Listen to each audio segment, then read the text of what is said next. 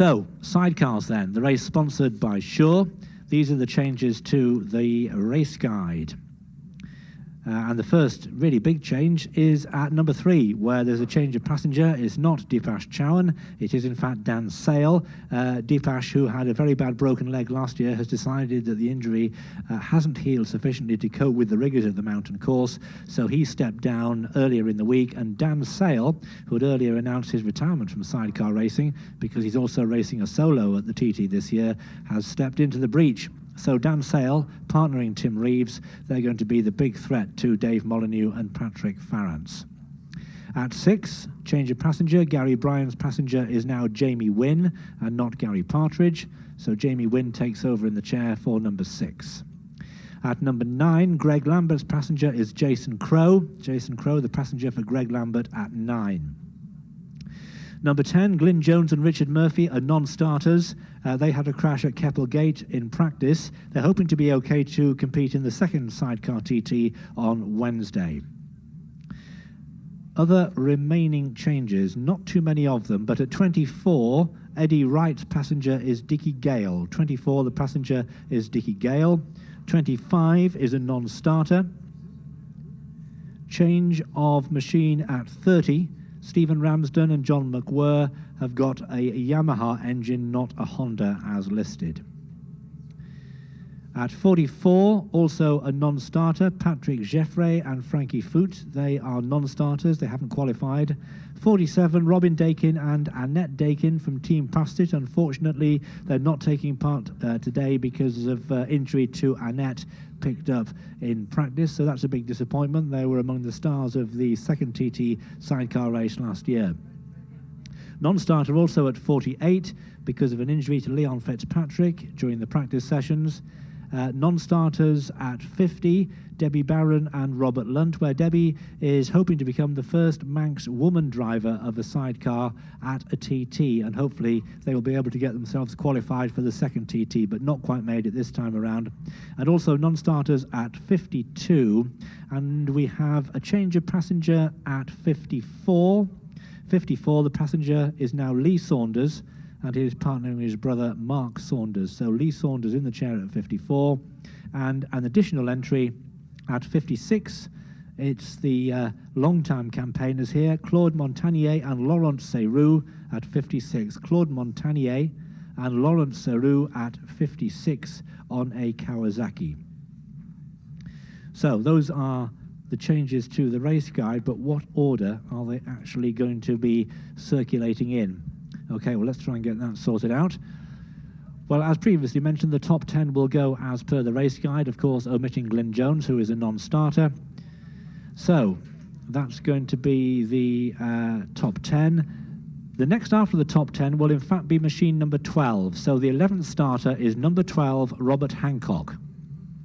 11th starter is number 12, Robert Hancock. The 12th is number 35, Frank Lelias. 13th is number 19, Mike Cookson. 14th is number 18, Carl Bennett. 15th is number 27, Gary Knight. 16th will be number 13, Tony Baker. 17th, number 14, Carl Fenwick. 18th, number 21, Tony Thurkel. 19th, number 31, John Saunders. And 20th away will be number 23, Francois Leblond. Moving on into the 20s then. 21st starter is number 15, Dave Wallace. 22nd away will be number 34, David Hurst. 23rd will be number 28, Mick Donovan. 24th is number 11, Gordon Shand. 25th is number 29, Keith Walters. 26th away will be number 20, Wayne Lockie. 27th, number 32, Nicholas Jukes. 28th, number 16, Dean Banks. 29th, number 42, David Atkinson. And number 30 will be number 30, Stephen Ramsden. Remembering that all these positions have been decided by the crew's performance in practice, and of course they started practicing last Saturday. 31st starter will be number 37, Andy King. 32nd starter will be 56, Claude Montagnier. 33rd will be number 36, Brian Alflat. 34th will be number 43, Pete Alton. 35th away will be number 22, Howard Baker. 36th, number 40, Nigel Mayers. 37th, number 49, Dave Quirk. Into the last half dozen or so now. 38th away will be 33, Wally Saunders and the long-serving Eddie Kiff. 39th will be number 39, Michael Lynes. 40th, number 41, Darrell Rayner. 41st, number 54, Mark Saunders. 42nd, number 46, Nigel Smith. And 43rd away will be number 24, Eddie Wright. Now, I've also been given starting positions at 44 and 45 for two crews who are actually indicated as not having qualified. So we wait to see if they do actually take their machines onto the grid. But if they do go racing, in 44th will be number 51, David Saunders, and the last away in 45th place will be number 45, Stuart Stobbart. Right, that's the bingo sorted then for the sidecar TT, and we're 17 minutes or so away from the start of racing in that one. In the meantime, just before we go down, I can just give you some information about the replicas from the Dainese Superbike TT race. And silver replicas go down to position 13. Dan Stewart will pick up a silver replica, despite those time penalties. He must be really frustrated because he would have been on for a much, much better finish than that. And then the bronze replicas start with David Johnson and go down to David Hewson, who finished in 26th place. So I'll give you more details about that because I think we've had quite enough reading of lists for a little while, but I'll give you the full details of the replicas. Meanwhile, at 4 o'clock later on today, we've got an Olympian parade around the mountain course, which is going to feature Derek Redmond, the former Olympic athlete and the boss of the Splitlath Redmond outfit, and Ben Challenger, who was on garlanding duty earlier on. They will be going on the lap of the course on Splitlath Redmond bikes. So that is a little celebration to mark the appearance of the Olympic flame here on the Isle of Man. On the subject of which, we've had a text in from Margaret who says, please could you mention the Olympic torch relay today? The first to carry the torch will be Leanne Harper, the girlfriend of Dan Neen. So what a day for Dan and Leanne. They'll never forget that, I'm sure. So that's good news, and we hope that everything regarding the Olympic flame has gone and is going well. Of course, once in a lifetime opportunity that to see the Olympic flame here on the Isle of Man. We've been asked to say hello to the Corlett gang sitting at Braddon Bridge, waiting for David Knight with the torch and also for some great racing. I'm not quite sure where we're up to with the torch. Will the torch have gone past Braddon? I think it went past some time ago this morning, didn't it? It went round this morning past that area. Also, a big hello to everybody listening to Manx Radio 365 from Island Motorcycles, Shanklin on the Isle of Wight. So thanks for that. Good to know that people are out there listening to what's going on here. We'll be building up towards the sidecar race in just a few moments' time. I've also got to say hello to a couple of TT fans listening from Coniston in the middle of the Lake District, to Alan Cox and George Tarr. Hello to both of you. Alan looks after the very impressive Ruskin Museum in Coniston Village, where among the exhibits is Donald Campbell's Bluebird, which I remember getting up at about 6 o'clock in the morning when I was a teenager to go and see the Bluebird boat on Coniston Water with Donald Campbell. What a great Brit he was, campaigning to break speed records both on land and water. And George Tarr, who's Alan's mate, who would have been here but for the fact he's broken his arm, so no trip to the TT this year. But hello to both of you. And by the way, when we're talking about that museum in Coniston, it's also got an exhibit called Mavis, which has got nothing to do with our esteemed French commentator here. It's actually the name of the boat that in the Arthur Ransom kids stories, the little sailing dinghy Amazon was apparently modelled on a boat called the Mavis. it's only a matter of time before we have our own Radio TT museum, and Mavis, of course, will be one of the prize exhibits in that one. I think I better move on fairly quickly before we get into even more difficulty. So let's catch up with the sidecars, because they're making their way out from Park Fermé now and onto Glen Crutchery Road, and I can't see him, but I'm pretty sure Chris Kinley is down there somewhere. Yeah, I'm hiding underneath everybody. It's because of the height, you see. I can just hide behind everybody with the height, Dave. We're about the same height, actually, Dave. Wish I had your wins. That'd be great. Dave, nice to speak to you. What about this then? Oh, it's good to be back. Absolutely good to be back. And looking down that road, conditions perfect, not too warm, a little bit of a breeze. Think it's going to affect gear or anything, though? I might do, but usually when there's a wind, it helps you somewhere else, you know. It can be in front of you somewhere and behind you in another place, so it never really worries me. I'm happy enough either way. It was interesting hearing Roy Moore speak a bit earlier on about your first win back in '89, and seems an age ago, doesn't it? I can't remember it. 1989, scary stuff that. What, 20? A bit of a cold as well? Bit of a cold, yeah. I'm just shaking it off. It's back end of it, yeah. How's your TT practice week been? Hectic as usual, you know. It's always hectic, you know. If it's easy, there's something really wrong. So yeah, it's been okay. Any of the other guys with chassis of yours, have they been asking you any advice or help? You've been helping them out at all? No, they all seem to have been pretty happy. Loaned Carl Bennett some suspension units, and he's not been back, so it must be okay. Yeah, everybody's quite happy. Suspension units, we talked about, there's a great feature on the IMMTT.com website, if I could say it, about your laps of testing you had up with Pat up at Derby. You got different suspension units in it, you got different quick shifters, different things tried in sidecars the first time. Tell us a bit about them for those people who don't know. Yeah, all it was with the new regulation of standard cylinder head. We thought, well, you know, you can't just sit back and just take, it's like taking a step backwards or sideways with a rule like that. So let's see where else we can maybe nip a second or two. And I've never focused on suspension too good. It's not really my area. Unfortunately, Nitron suspension, they were prepared to lend us some suspension units and develop them with us, and they seem okay. Yeah, I'm quite happy with it. Bit of a way to go with them, obviously, but they're good.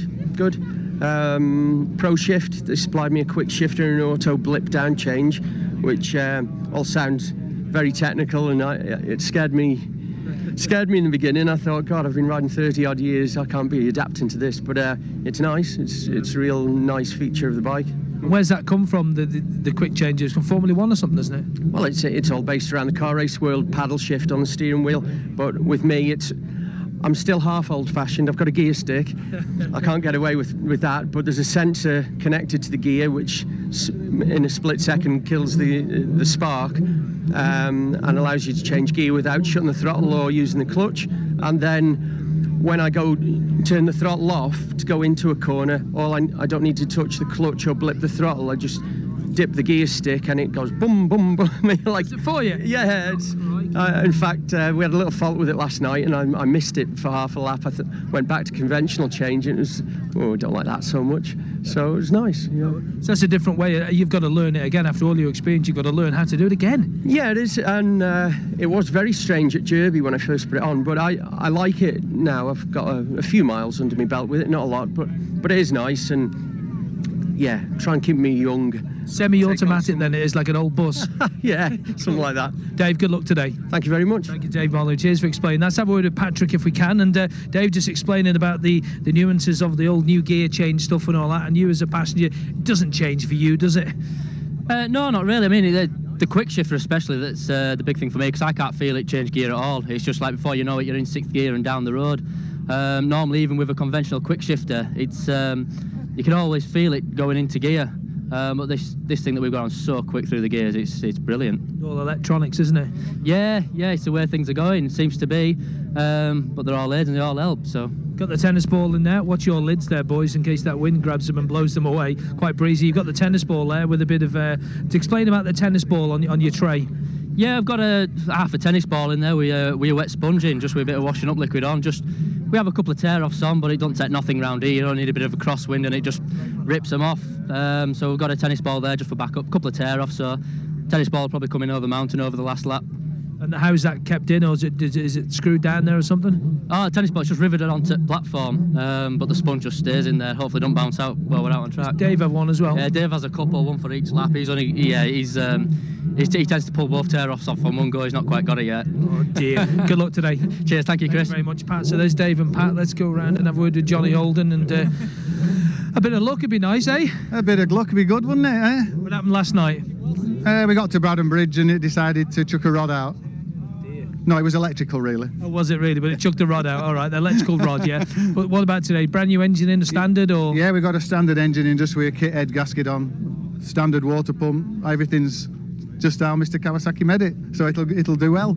You want to get to the finish, don't you? Yeah, we just need to have 3 good laps, and I'm sure that Kawasaki's quick enough. It's just us probably spoiling things by adding different bits to it to try to make it even quicker. Well, that's the thing. You can catch that man in front. Got different colours for you this year, and Barnes Racing helping you out as well. What's he doing? Spending a bit of money with you? Yeah, I met Ian not this year, last year when we came to the launch. And I got chatting with him this year, and he said he'd like to get involved with us. So thank you very much, Mr. Barnes. He's normally involved with obviously Roy with the solos and that, but to get involved with you boys, eh? Yeah, he's a top man. He just came and I'll help you out a bit, and he keeps coming round to us and anything you need, and so job's good. Thank you. All right, good luck today. Thank you very much. John, quick word with Andrew if you can. It's like the Sidecar Passengers Convention going on here with Andy. Is that all right, Andrew? Yeah, great. Nervous? Well, it's just the week we've had. Well, John's probably told you. He has. We've been over the mountain more in the van than we have on the bike. I've drunk more tea and practice stopping at the bungalow, Braddon Bridge, Kirkmichael, Douglas Crossroads. Like Claffey did here, don't forget. He had one of those, didn't he? We did. John went up to the office last night to make sure we had qualified, so we did 3 laps. But, it's just one of those suck it and see.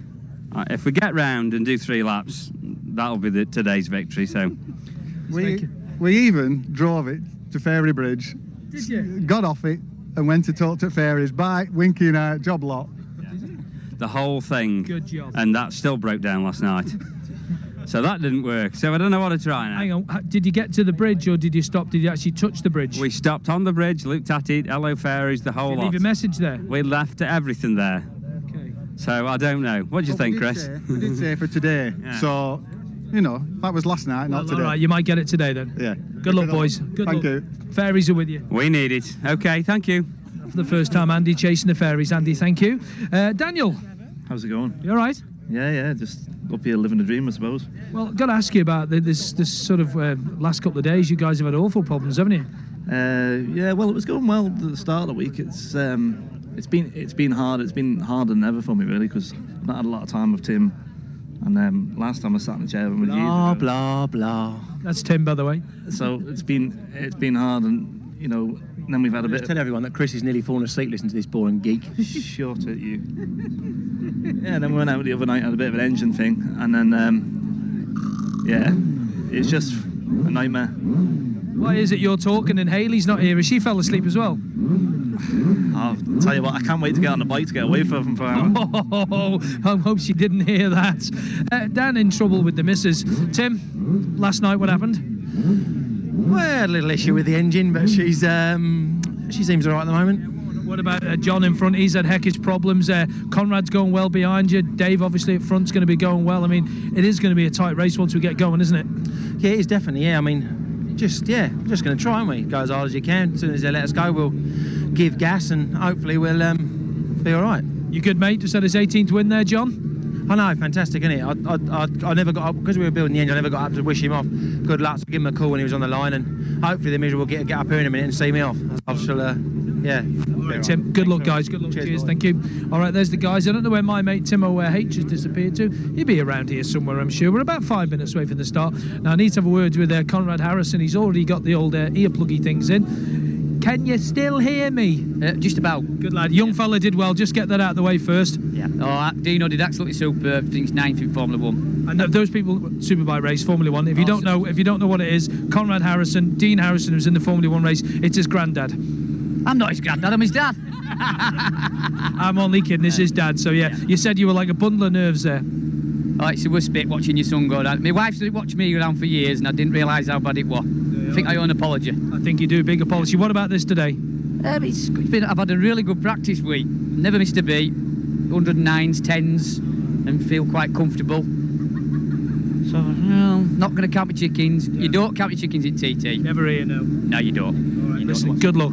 Thank you very much. Thank you very much. We need to move on down the line, and there's passengers there all ready to go. Let's get in and have a word with Ben Birch, so we just jump in round the corner here. And last word from Claffey there.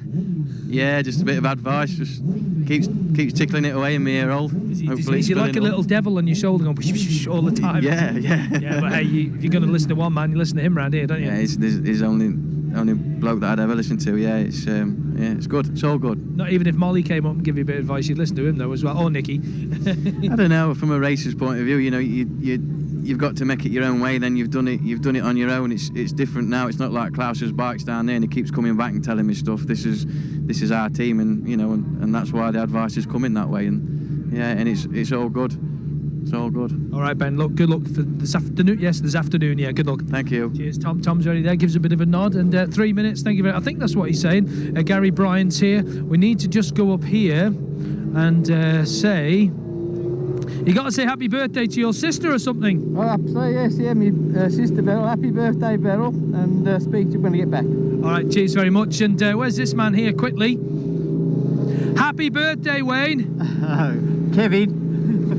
Kevin and Perry, Wayne. Kev, do you not see what I did there? No, you don't get that, dear. Kev, happy birthday, Kev. Thank you. 40 today. Yep, that's right. How'd you find that one out? I know everything. 50 today, more like. Happy birthday, cheers. Yep, the guys are off. We're about 3 minutes away to the start of the race here. Yeah, Kevin and Wayne and Perry. Did he? Oh, he didn't get it, did he? Oh, I got it anyway. Here's Gary Bryant. Quick word with Gary before we get going. Good luck, Gat. Thanks, Chris. What's up with your face there? I just banged my eye last thing, so I just had a bit of tape on it to pull it down. I know, I had a bit of stuff in my eye the other week and it's blinking horrible. Yeah, it's just a bit of a precaution so it doesn't swell up and shut like so. Right, good luck. Thank you. Thank you. Yeah, if you just let me just picture his eye. His left eye's got all bruising all round it, and then he's got one of those special bits of tape like you see them with on the legs to take their muscles away from it. So if it does swell up, he'll be able to see. What are we at? A minute and a half to go, Charlie. Start the Sure Sidecar Race 1. Back to you. So there we are, that's the build-up, and we've heard from the contenders who are going to be out there fighting for the glittering prizes, and there is the number one machine of Dave Molyneux that's made its way down the black and orange fairing with the white number on the red plate. Dave Molyneux, Patrick Ferrance in the chair, waiting to go, hunting the trophies once again around the mountain course. So just over a minute or so to go before the start of the sidecar race, sponsored by Shaw. Time for a quick mention for this text that's come in from Afghanistan. Awesome coverage, guys. You're massively supported and missed by the troops in Afghan. Keep up the good effort and ride hard. That is from Brian. So the TT sidecar race A, 113.19 miles, 3 laps of the mountain course, won last year by Klaus Klaffenbach and Dan Sale, with John Holden and Andy Winkle in second place, Conrad Harrison and Mike Aylott in third place. But much interest this time, of course, focused on the return of Dave Molyneux, who missed out last time around, but the most successful sidecar campaigner in the history of the TT races is back. The man from the north of the Isle of Man is there now, and he's under the Monster Energy starting gate as we look down towards the podium, where Stephen Kane, the head of the sponsoring company Shaw, is waiting to count down the seconds. We're just about to go racing for the second time this afternoon. Down towards Dave Molyneux we look, and away we go, and Molyneux is back. Molyneux is back on the mountain course. Molyneux makes his way down there, speeds under the footbridge, and the second machine leaves now, and that is, of course, the winners from last time around here, John Holden and Andy Winkle on the LCR Kawasaki number 2. And now this is the machine that many people think is going to be tussling with Dave Molyneux at the top of the leaderboard. That's Tim Reeves with Dan Sale on board, 112.8 miles an hour in practice. And now the two-time podium placers from last year, Conrad Harrison and Mike Aylott on the Shelbourne Honda. Next off, machine number 5. That's Ben Birchall with his brother Tom Birchall in the chair, a best placing of 5th so far in their TT careers. That's number 6, Gary Bryan and Jamie Wynn. Jamie, who's got a 3rd place finish with John Holden under his belt in the past. Now number 7, Dougie Wright, in a kind of pinky orange fared Baker Honda. Dougie Wright with Martin Hull. Now Roy Hanks.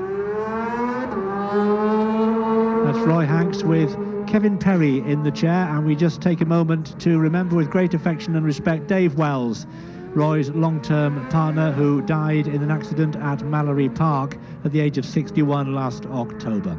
Away goes machine number 9, that's Greg Lambert with Jason Crow. There's nobody at 10, Glyn Jones and Richard Murphy recovering from injuries sustained during the week. So now we switch to those machines who are starting now on merit, and the first away is number 12, Robert Hancock and Ken Edwards on the Shelbourne Honda, qualifying in 11th place.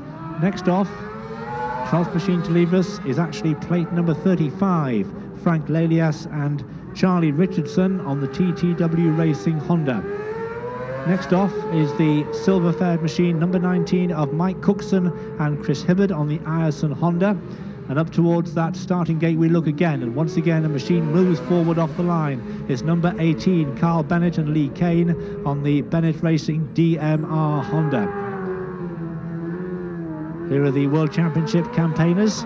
Back here on the Isle of Man for another crack at it, that's Gary Knight and Dan Knight, machine number 79 on the DMR Kawasaki. And now father and daughter, number 13, Tony Baker and Fiona Baker Milligan, the Cumbria Express. As we heard earlier on, Fiona's been flying over by helicopter to take part in the practice sessions. Number 14 is safely away, that's Carl Fenwick with Mark Sayers. So let's say a quick hello to Carl's partner Amy, and also the little dog Fizz, who's been enlivening life around the paddock this week. Away goes machine number 21 now. Machine number 21, the 18th starter, that's Tony Thurkel and Nigel Barlow. And next off, the 19th to go is number 31, John Saunders and Sean Parker on a Shelbourne Honda. Coming up to the 20th starter now, with a slightly overcast afternoon now on Glen Crutchley Road, is number 23, Francois Leblond and Jonathan Houet, the French team. Next off, plate number 15, snaking down the start of Glen Crutchley Road, number 15, Dave Wallace and Steve Wareham on an LCR Honda. Should be 34 next as we look up towards the line, but I don't think they're there. Number 34, David Hurst and Luke Beckworth, so it looks like they are additional non-starters, because the next machine to move away is number 28. Number 28, powered by 600cc Honda engine, is Mick Donovan and Aaron Galligan. And now is number 11. Number 11 is Gordon Shand on his own design chassis with the Suzuki engine, Stuart Clark in the chair. Number 29, season campaigners here from Wales, Keith Walters and Alan Thomas on the Lanelec Precision Engineering Ireson Honda. Away they go, and now number 20 moves away from the starting line. That's Wayne Lockie and Owen Clements on an Ireson Honda. 32 is next, that's Nicholas Dukes and William Morley on a Komatsu Forest BLR machine. Red and black fairing, and away they go straight down the middle of Glen Crutchley Road and away under that footbridge, heading down towards St Ninians. Next away is number 16, Dean Banks and James Stonier on the Banks Racing LCR Honda. LCR, the Louis Christian chassis, which have been so dominant over the last 6 or 7 years here. Number 42 sets off, that's David Atkinson and Phil Napton on the Team AWR Suzuki. The leaders will be on their way up to Glen Helen now, so it's over to Dave Christian. Yeah, thanks, Charlie. Again, the excitement building here at Glen Helen. The crowd stirs, the machines into view. It's Molly.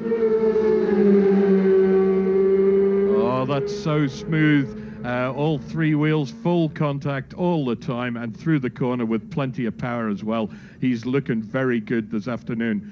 And little gap now while we wait for John Holden to sweep into view. Again, crowd crane forward. There's two bikes, they're quite close together. It's Tim Reeves. Reeves has passed John Holden, and Holden pulls in here at Glen Helen. Tim Reeves and Dan Sale through. They're now second place, just behind Dave Molyneux, as the fourth place bike comes through. That's Conrad Harrison and Mike Aylott. And close behind, number 5, the Birchalls. They look like they're catching Conrad Harrison. And it looks like John Holden and Andy Winkle are retiring here at Glen Helen. The machine's pushed back underneath the ropes, and bitter disappointment for them. Only 9.8 miles out from the start. Gary Bryan and Jamie Wynn through here now as well. And here's a brightly coloured machine. It's Dougie Wright and Martin Holt. Ah, yes, that's a nice line through there as well. So, lap 1, Glen Helen, Dave Molyneux leads Ben Birchall and Tom Birchall by 2.5 seconds.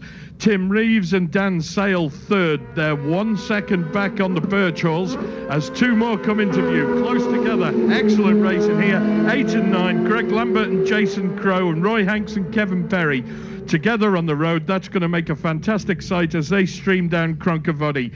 So Molly leads the Birchalls by 2.5 seconds. Third place, Tim Reeves and Dan Sale. They're 1 second back on the Birchalls. Fourth, number 4, Conrad Harrison and Mike Aylott, 3.7 seconds down on Tim Reeves. In fifth place, Dougie Wright and Martin Hull. They're just a fifth down on Conrad Harrison. 12 goes through. That's Robert Hancock and Ken Edwards. And the road goes quiet. We'll catch up with the leaderboard. 6th place, Greg Lambert and Jason Crow, 2 seconds down on Dougie Wright. 35 through there safely. That's Frank Leleus and Charlie Richardson. And again, another machine interview. That's 19, Mike Cookson and Chris Hibbard. So all the action here at Glen Helen. Machines close together on the road, and John Holden retiring. 18 through now. That's Carl Bennett and Lee Kane, the local pairing. The top 10 then, we'll just take this one through and we'll give you the full top 10. Number 27, that's Gary Knight and Dan Knight on the Kawasaki, and another Streams interview as well. That's a number 13 machine, Tony Baker and Fiona Baker Milligan. Molly leads the Birchalls by 2.5 seconds. In third place, Tim Reeves and Dan Sale. They're a second back on the Birchalls. In fourth, Conrad Harrison and Mike Aylott. They're 3.7 seconds down on Reeves. In fifth, Dougie Wright and Martin Hull. They're just a fifth of a second down on Harrison. In sixth, Greg Lambert and Jason Crow. They're 2 seconds down on Dougie Wright. Gary Bryan and Jamie Wynn hold on to seventh. That's 31 going through there in the background. John Saunders and Sean Parker. Gary Bryan and Jamie Wynn in 7th place. They're just 300ths down on Greg Lambert. In 8th, showing on the timing at the moment, John Holden and Andy Winkle. They tripped the timing beam before they pulled in as Francois Leblond goes through. And he's closely followed on the road by Dave Wallace and Stephen Wareham. Yeah, Holden showing in 8th place at the moment, but he's retired. So in 8th place, it will be Carl Fenwick and Mark Sayers. They are 2 seconds down on Gary Bryan and Jamie Wynn. In 9th place, Tony Baker and Fiona Baker Milligan, just a 10th down on Fenwick and Sayers. In 11th, Roy Hanks and Kevin Perry, a third of a second back on Baker. In 11th place, Rob Hancock and Ken Edwards, 400ths down on Hanks. In 12th place, Carl Bennett and Lee Kane. They're a second back on Hancock and Edwards.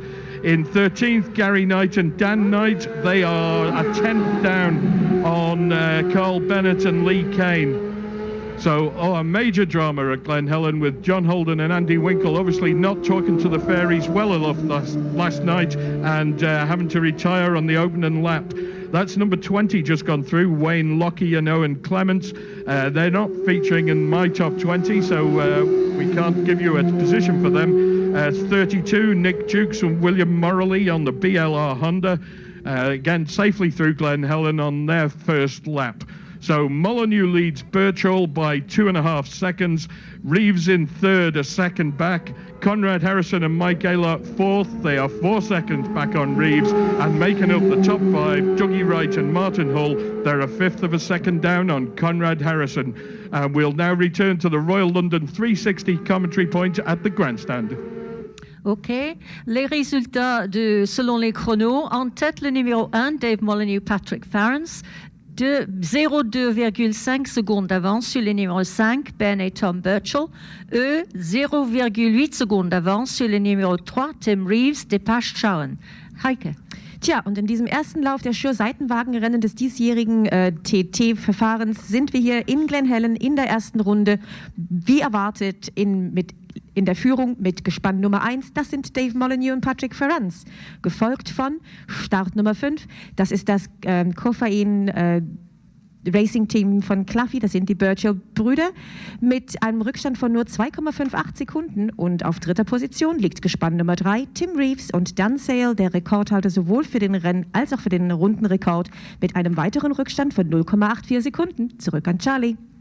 At Balaf, it's still Dave Molyneux and Patrick Ferrance, and they're taking control of the race at this early stage, leading the Birchalls by 3 seconds, and Tim Reeves and Dan Sale a further 5 seconds down on Ben and Tom Birchall.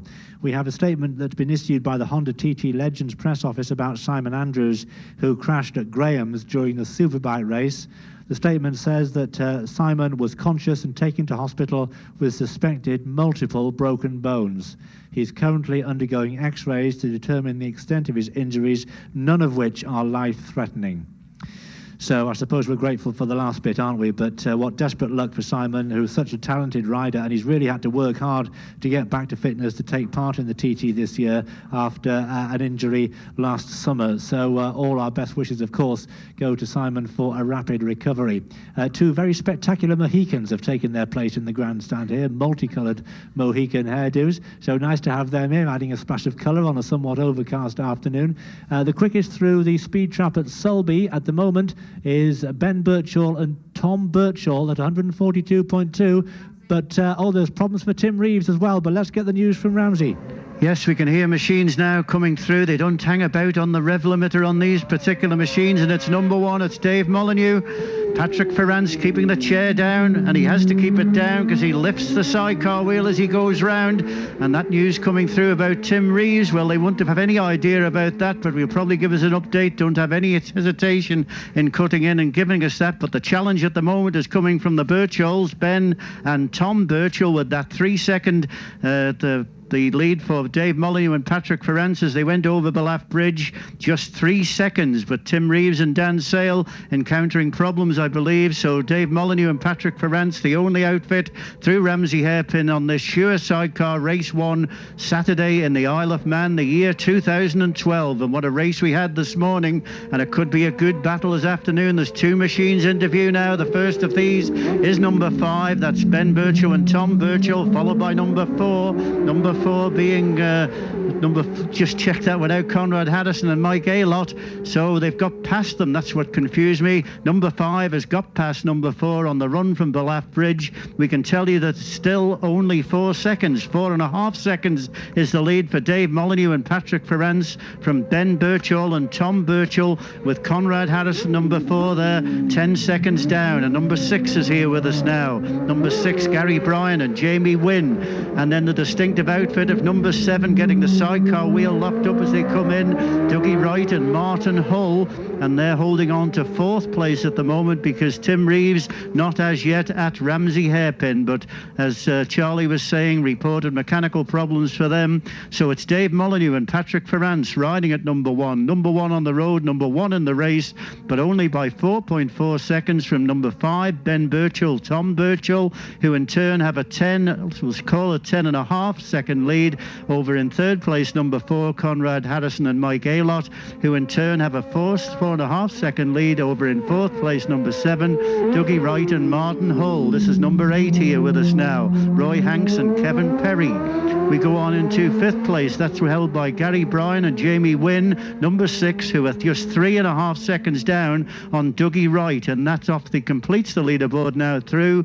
I think Roy Hanks might be relegated by Robert Hancock and Ken Edwards, who are reported number 12 as having broken the beam in one of the qualifying numbers that goes through, and certainly it is, because they are here now at Ramsey, tight to the inside, passenger keeping that chair wheel down, and then the driver has to cope with that small wall on the exit there as they drift out wide to that and then power it away up towards the waterworks. Yes, and Robert Hancock and Ken Edwards, 6th place for them, ahead of Roy Hanks by only 3 seconds. Number 35 is through there now, Frank Leas and Charlie Richardson, and it's 10th place for them as 2 outfits come into view. Number 19 Mike Cookson and Chris Hibbert, and following them was number 18, Carl Bennett and Lee Kane. So how do they figure on the leaderboard? Well, we've got down to 6th.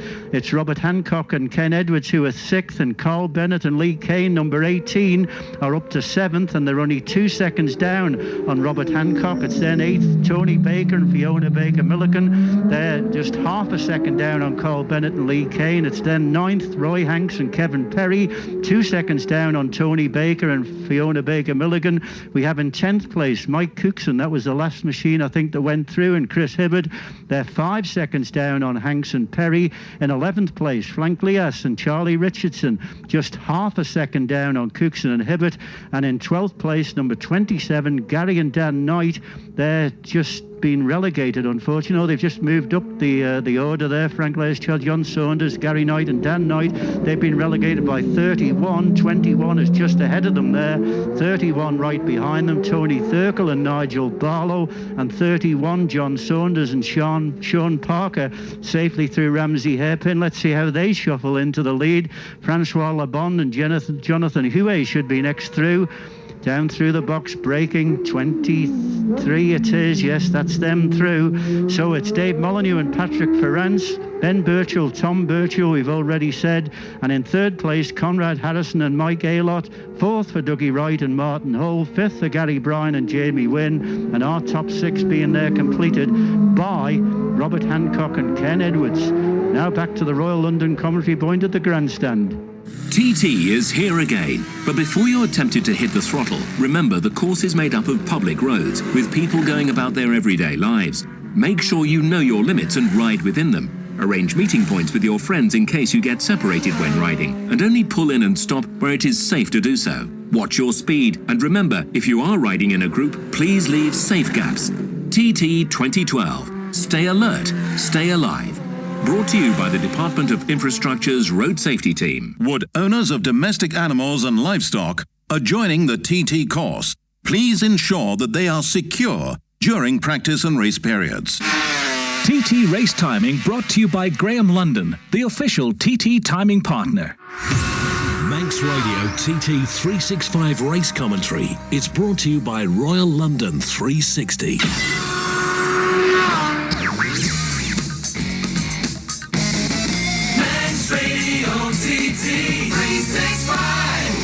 Good for Dave Molyneux and Patrick Ferrance. They've doubled their advantage over the Birchalls at the Bungalow, leading there by 9 seconds.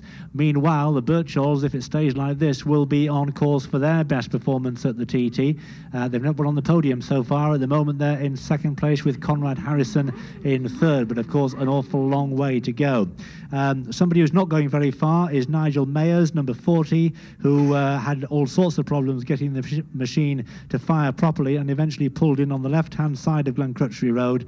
Did eventually get it going enough just to come into the return lane, so he is out of the race. Number 36, Brian Alflat, who should have started in position 33, actually started at the back of the grid, so he is racing. Some additional non-starters, 22, Howard Baker, and 33, Wal Saunders. And numbers 51, David Saunders, and 45, Stuart Stobbart. They are racing.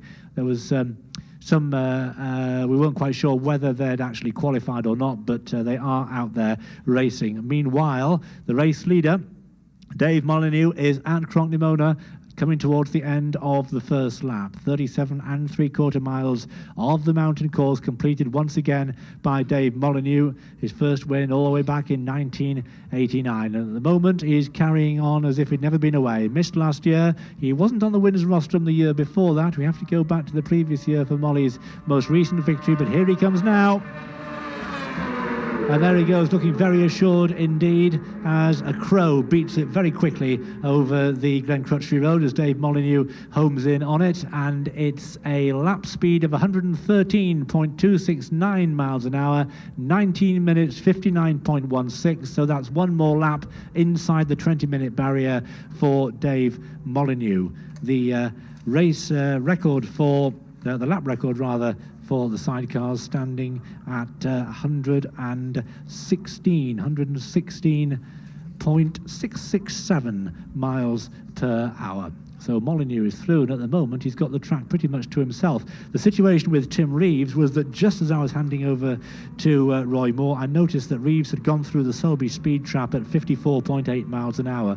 So it was quite obvious there were big problems there for Reeves and Dan Sale. There go the Birchalls now, machine number 5, under the footbridge, and Conrad Harrison.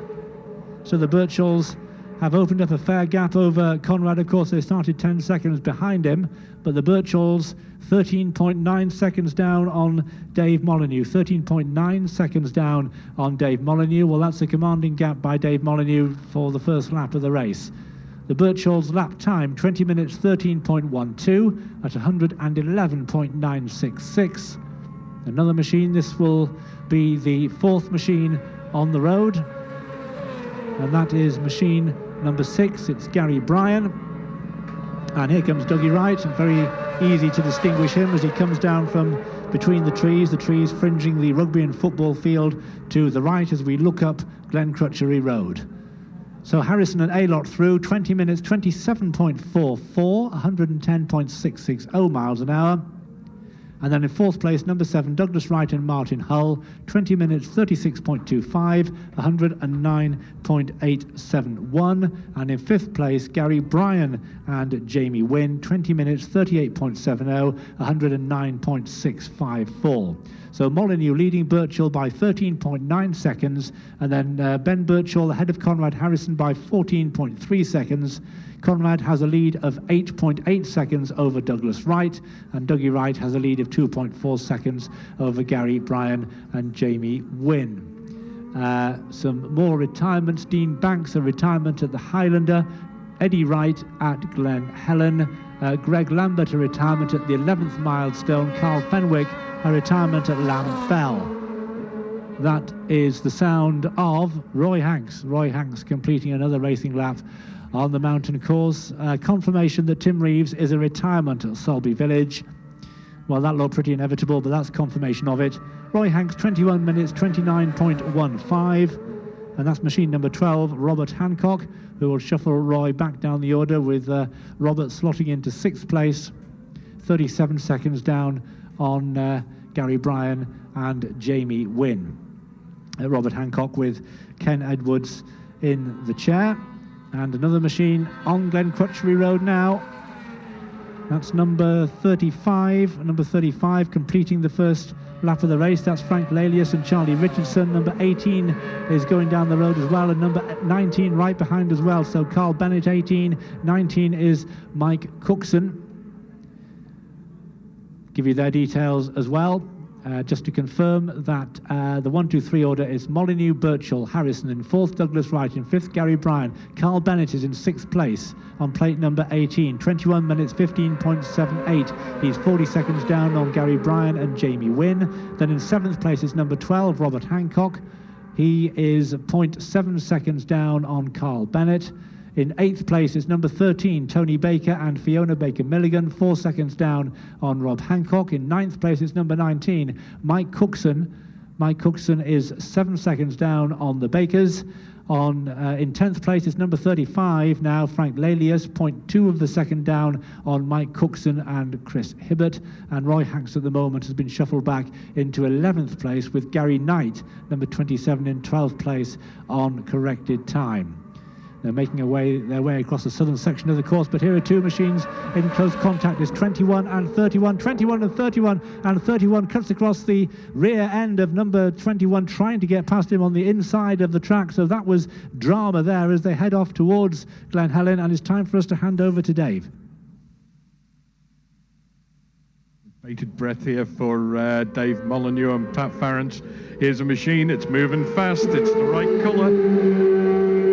It's Molyneux again, a perfect line, not the hint of a flap from the passenger wheel there, and some of the outfits do get a little bit wrong here. You see a little wave in the air from the chair wheel, but nothing from Molly. He's right on the money, as he was in practice as well.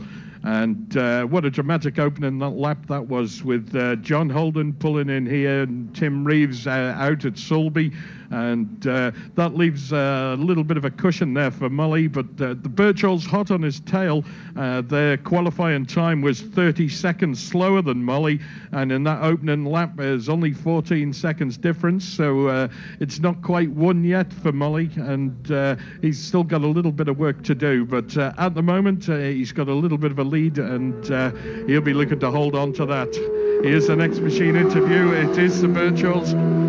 They've got all the stickers back on that outfit. Oh, there's a flap from the passenger wheel. That's number 4, Conrad Harrison and Mike Aylott, wheel off the air on the entry to the corner here at Glen Helen. But the Birchalls had that smack at Brandywell in qualifying, and they've done well to get themselves back on the road and up there in contention for a podium place. 16 seconds the gap now, so Molly pulled out another 2 3/4 seconds between the grandstand and Glen Helen, and Conrad Harrison holding steady 14 seconds behind the Birchalls. So it looks like Molly's just starting to ease away a little bit. As next machine interview, that's 6 and 7 together on the road, Gary Bryan and Jamie Wynn, Dougie Wright and Martin Hull. Not too much separating them on the road, but there is a gap of about 8 seconds on corrected timing. Your top 5 then looks like this. Dave Molyneux and Pat Farrance lead Ben and Tom Birchall by 16 seconds. In third place, number 4, Conrad Harrison and Mike Aylott. They're 14 seconds back on the Birchalls. In fourth place, number 7, Dougie Wright and Martin Hull. They are 9.5 seconds down on Conrad Harrison. And in fifth place, number 6, Gary Bryan and Jamie Wynn. They are 8 seconds back on Dougie Wright and Martin Hull. That's 5 machines through here. Next bike on the road should be Roy Hanks, and shortly behind him we'll see Rob Hancock and Frank Lelius and Carl Bennett and Lee Kane, who are getting a great run out this afternoon. With those casualties in the top order, it's given everybody a good shot for a podium or better. So fantastic opening lap there by Dave Molyneux. He's managed to blow away his close competition and ease himself out into a lead that, if he can build on, could give him his 15th TT win. Next machine interview. It is number 8. It's Roy Hanks and Kevin Perry. They hold on to 6th place. They are 1 minute and 5 seconds down on 5th place, Gary Bryan and Jamie Wynn.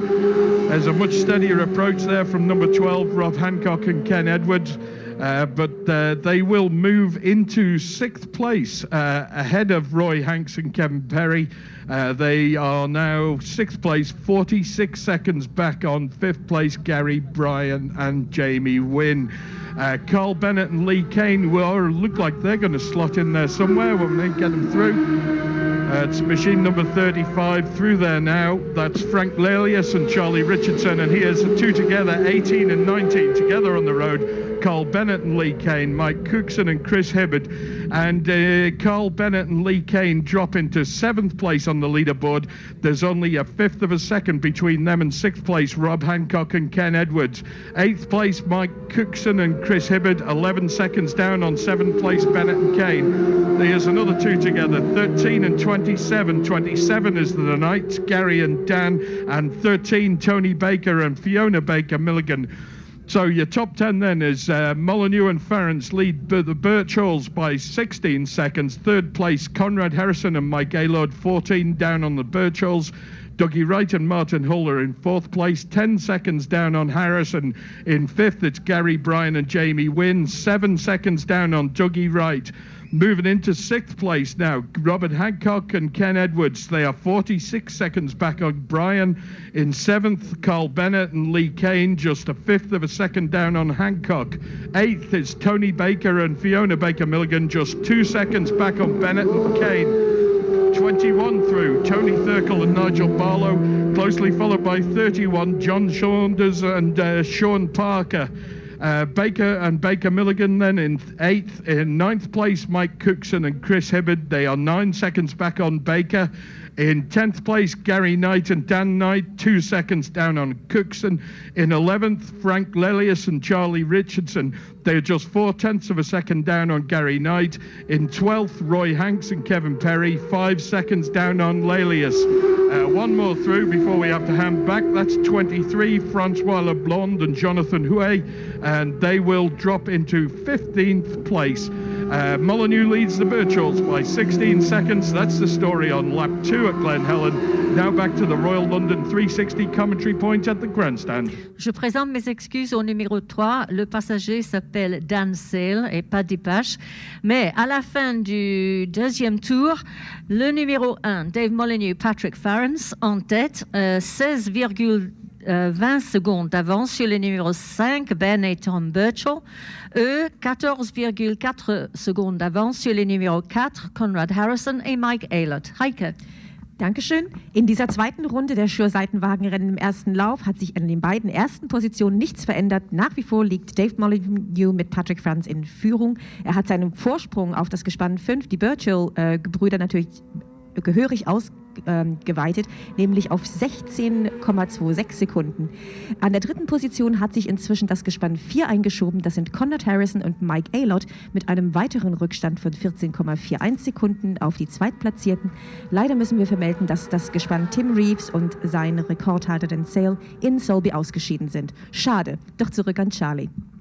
Thank you very much indeed, Mavis and Heike. These commentaries brought to you by Royal London 360. So Dave Molyneux it is who continues to lead the way, and at Balaf with a lead of 18.5 seconds over Ben Birchall. A quick word for Frank Lelius, who's confirmed in 10th place at the end of the opening lap. A Frenchman making only his second appearance here as a driver at the TT, so get up into a top 10 position is a very good performance by Frank. He actually passengered here for Bernard Baumio back in 2003, and he's also been a competitor in the British Formula 2 Championship. But of course, as we know, the mountain course is a whole different deal, so he's doing very well to hold on to that 10th place.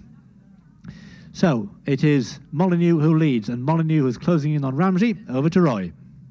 Perfect timing, because into our view comes Dave Molyneux, quicker than the first lap, I would suggest, and a little bit wider. Has to put the brakes on a little bit harder than the first time there, but no problems at all. That lead increasing, 18 seconds it was at Balaf, well, nearly 18.5 seconds it was at Balaf, and we'll have a bit of a time to wait now before Ben and Tom Birchall arrive here at Ramsey number 5. Well, they said he had a bit of a close call with a crow on Glen Crutchley Road. Well, Dave Molyneux has had many encounters with a crow, and a crow in particular, Nick Crow, who'll be disappointed that this machine has got no further than Sulby. I know that Dan Sell lives on the Ballabrewy estate on Sulby there, so they might be able to nip in for a cup of tea if they've got a house key with them. Certainly disappointment for them, 54 mile an hour, so obviously mechanical problems getting reported for them on the first lap. But they're now on the second lap of this 3-lap Sure Sidecar Race 1 here on the Isle of Man, and certainly we're looking to see Tom and Ben Birchall to see what the difference is, and it's increasing because they're here now, number 5, closely followed by number 4 there, Conrad Harrison and Mike Aylott. But the difference now is 20 seconds. 20 seconds to lead for number 1, Dave Molyneux and Patrick Farrance, over number 5, Ben Birchall and Tom Birchall, who in turn have a 12-second advantage. That will be the distance that they see on the road, which is down as 2 seconds, and then obviously the starting difference, with one starting at 4 and one starting at 5. So that's your top 3 at the moment. Be interesting there. There's quite a bit of a battle going on in some of the lower placings at the leaderboard, the 7th, 8th, 9th, 10th places at the leaderboard, and we should just about have time to get them through. But it's Dave Molyneux increasing his lead. We expect to see Gary Bryan and Jamie Wynn. We noticed Jamie Wynn had possibly clipped a wall somewhere. He had a bit of a large gaping out of his leathers, and certainly that is the case down on the left-hand side there, but maybe that's because he's been leaning out too much. So Gary Bryan and Jamie Wynn, 29 seconds down there on Conrad Harrison and Mike Aylott. That is the difference. So it's still Dave Molyneux who's increasing his lead, 20.13 seconds the lead for him. Disappointment also for John Holden. He's had a miserable practice week. I think it got to St Ninians or Quarterbridge the other night, and Glen Helen the rest for him. we can still virtually see the expression on his face the last time we were on duty here at a sidecar race round the mountain course when Klaus Klaffenbach developed troubles on the last lap. John Holden had passed him and then suddenly realised that by passing him, he was then in the leading position. He had to pull out 10 seconds advantage, which he did over the mountain, and recorded that very deserved first sidecar win. But that's what racing round this course does for you. One year you're on a high and the next year on a low, and none more so than John McGuinness this morning. Unconsolable a couple of years back when small electrical faults developed and parked him up at Glen Helen, and he too, I think, stopped at Sulby on one of the races not all that long ago and all. I can't remember the year again, as I say, your memory fades you, but his chain came off on the approach to the bumpy right-hander at Cruikshanks, which is virtually just down the road from us, when he was leading. So this is the way that this pays you back or rewards you. It's just unpredictable. You can't guarantee anything, and although 20 seconds seems a big lead, well, Dave Molyneux and Patrick Ferrance are holding that advantage. Really, in TT terms, it's nothing. To finish first you've got to finish. Number 8 is here with us now, Tom Hanks, Roy Hanks and Kevin Perry, and they're followed by number 12 through Robert Hancock and Ken Edwards. So let's see how they slot into the leaderboard. It doesn't affect the top 4. We had in 4th place number 6 Gary Bryan and Jamie Wynn, and then we have now in 5th place number 12 Robert Hancock and Ken Edwards. They're 56 seconds though down on Gary Bryan and Jamie Wynn. Within 6th place now, I think that'll be Mike Cookson and Chris Hibbert, who should be next to interview, and they're closely followed there by Frank Leas and Charlie Richardson, and that is the case. So with the news from Ramsey on lap number 2 of the Sure sidecar race, we now hand you back to the Royal London commentary point at the grandstand. TT is here again, and you may want to take in the unique atmosphere by hitting the bars and pubs. But if you drink, make sure you leave your bike or car where you're staying. An accident can impact on so many lives, and an Isle of Man driving ban applies in the UK too. It's just not worth the risk. Don't drink and drive. TT 2012. Stay alert, stay alive. Brought to you by the Department of Infrastructure's Road Safety Team. Would owners of domestic animals and livestock adjoining the TT course please ensure that they are secure during practice and race periods? TT Race Timing brought to you by Graham London, the official TT timing partner. Manx Radio TT 365 Race Commentary. It's brought to you by Royal London 360.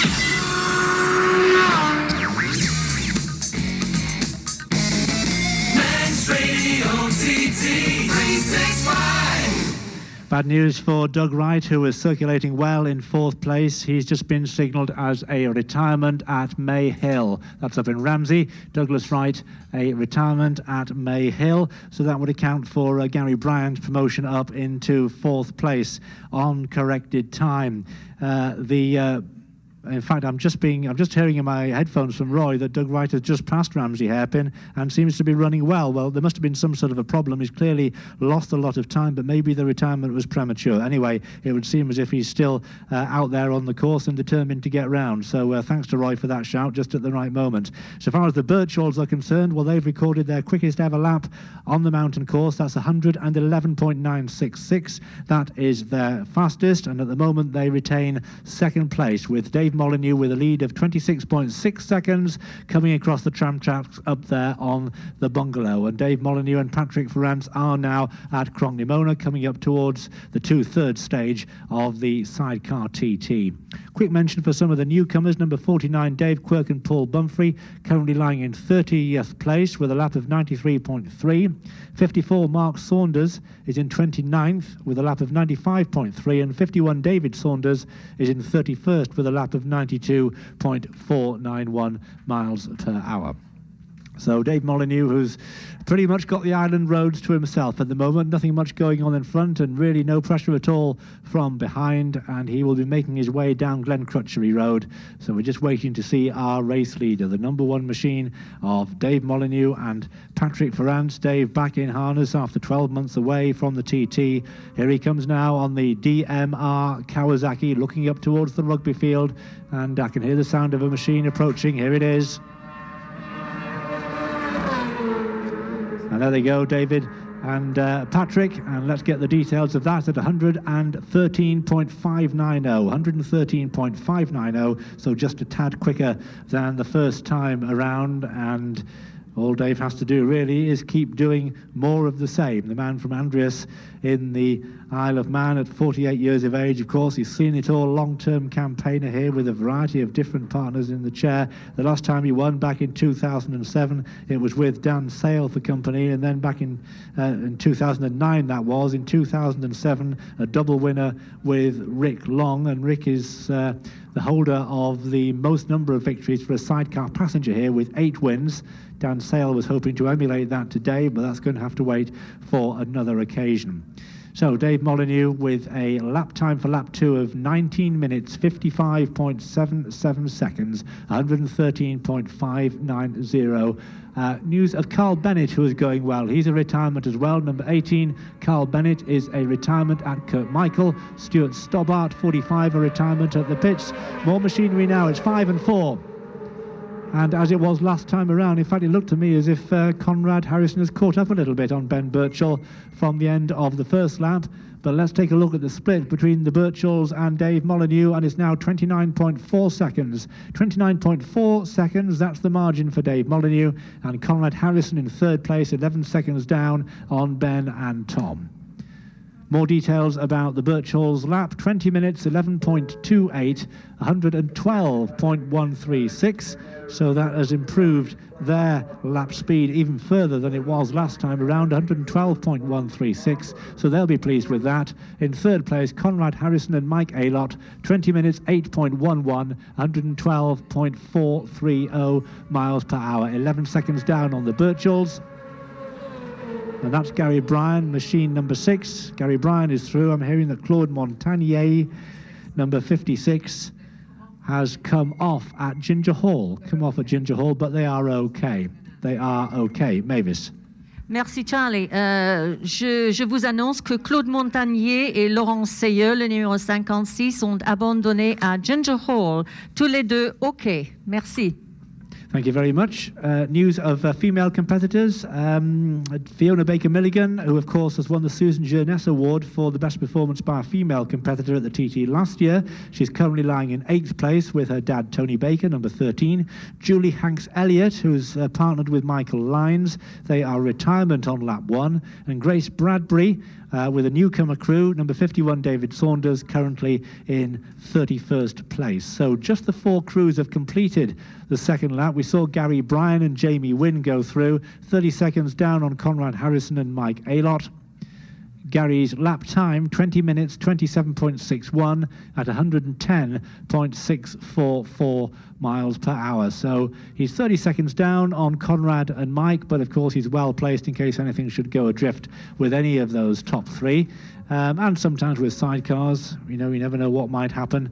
We've seen this happen before, where inconsistencies can develop, and when you think a race is all done and dusted, it turns out to be anything but. But we've lost 2 of the big guns from this race, with John Holden, the winner last year of the sidecar race 2, retiring at Glen Helen on the first lap, and then Tim Reeves, one of the pre-race favourites, retiring at Sulby, clearly with some kind of mechanical problem.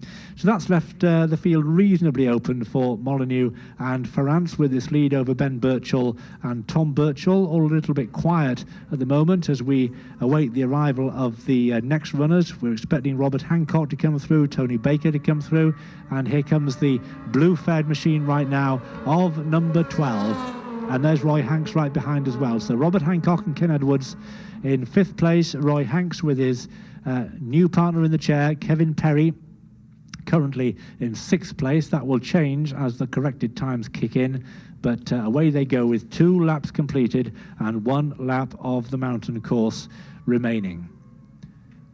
Once again, we look up Glen Crutchery Road because we can hear another machine coming down from between the trees. Plenty of spectators on the far side of the course, and this is number 19. This is Mike Cookson with Chris Hibbert, who is just 10 seconds down on Rob Hancock. So that's the situation. It's Molyneux, Birchall and Harrison over to Glen Helen. Yeah, thanks, Charlie. No sign of him just yet, but the spectators are stirring. Excitement mounts. There's some noise. Yes, a machine flashes into view. Round that little right-hand flick into the long left-hander. exactly the same line as the previous 2 laps. He's spot on today and looking like he has a reasonably comfortable run in. Not going to say any more than that. I don't want to put the jinx on him, but if there's any man who knows how to get a machine around on the last lap for a win, it's going to be Dave Molyneux. Hugely experienced, as everyone knows, and has been impeccable. His line through Glen Helen this afternoon is the only way to describe it. Bang on every time. And it's really going to be a very difficult job for the Birchalls to do anything about that. Conrad Harrison and Mike Ayler only 11 seconds back on the Birchalls. Ben and Tom are going to have to look to defend that lead.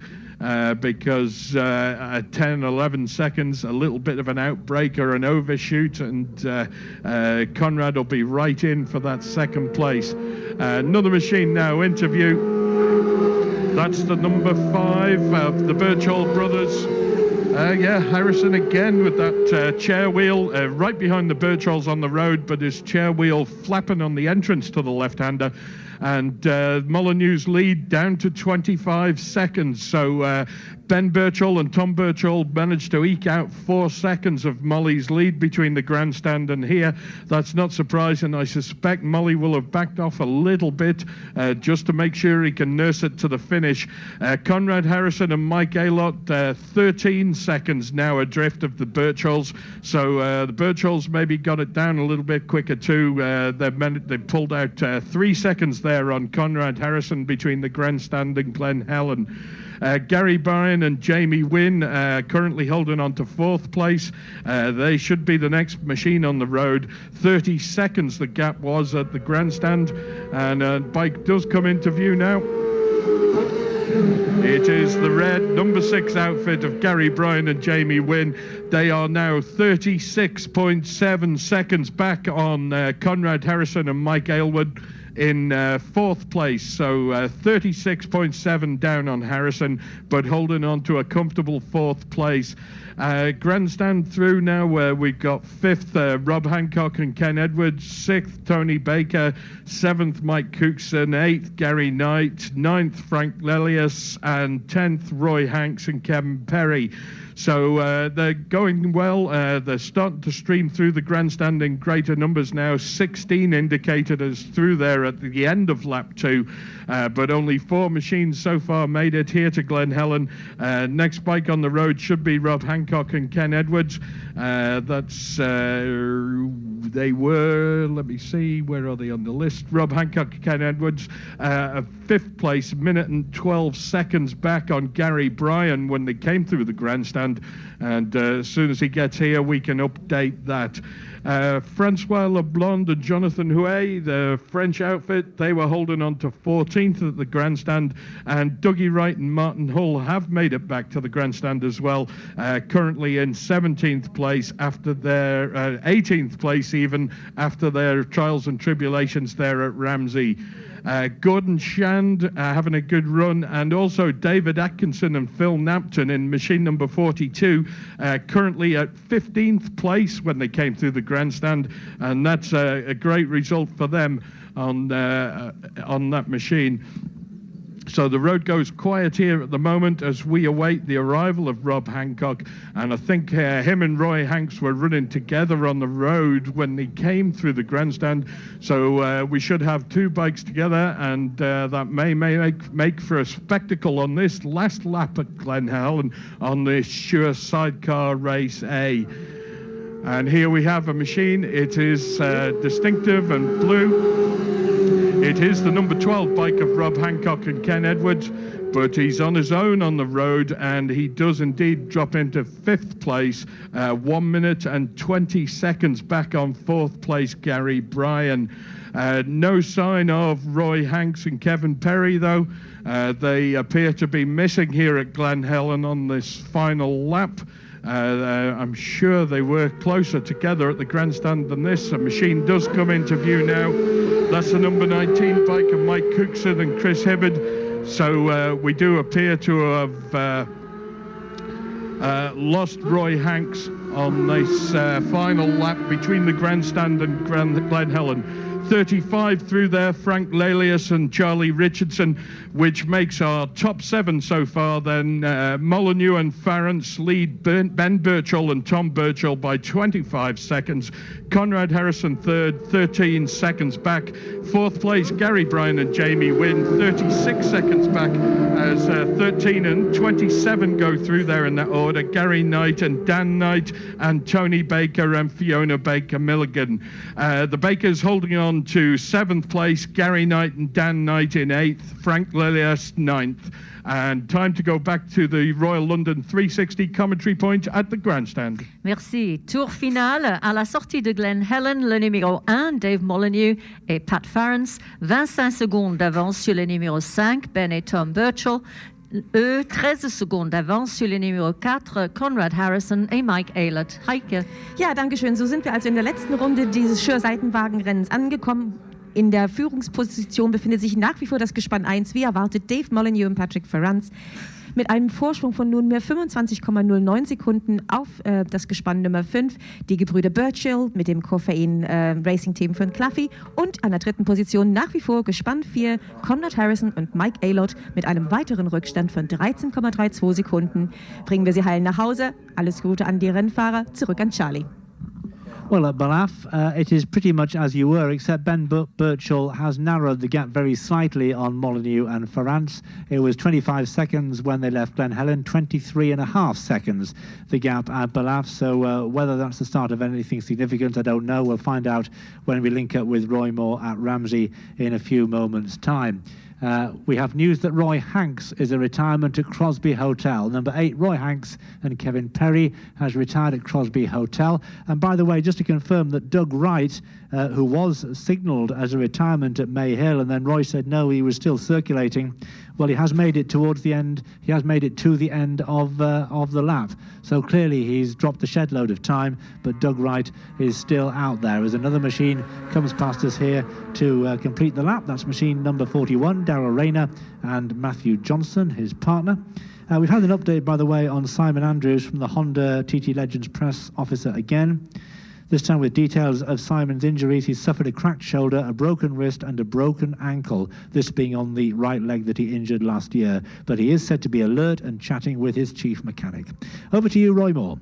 For the last time at Ramsey, we can hear a machine as the crowd are waving down at Stella Maris that Dave Molyneux has made Ramsey on this the last lap. Just backing off a little bit, I would think, and certainly a little bit slower than he has been on the 2 previous laps, but absolutely on the same line no matter what speed he's going at. He just takes it so easy round here on the brakes into the Ramsey hairpin and knows exactly where he's going on the road.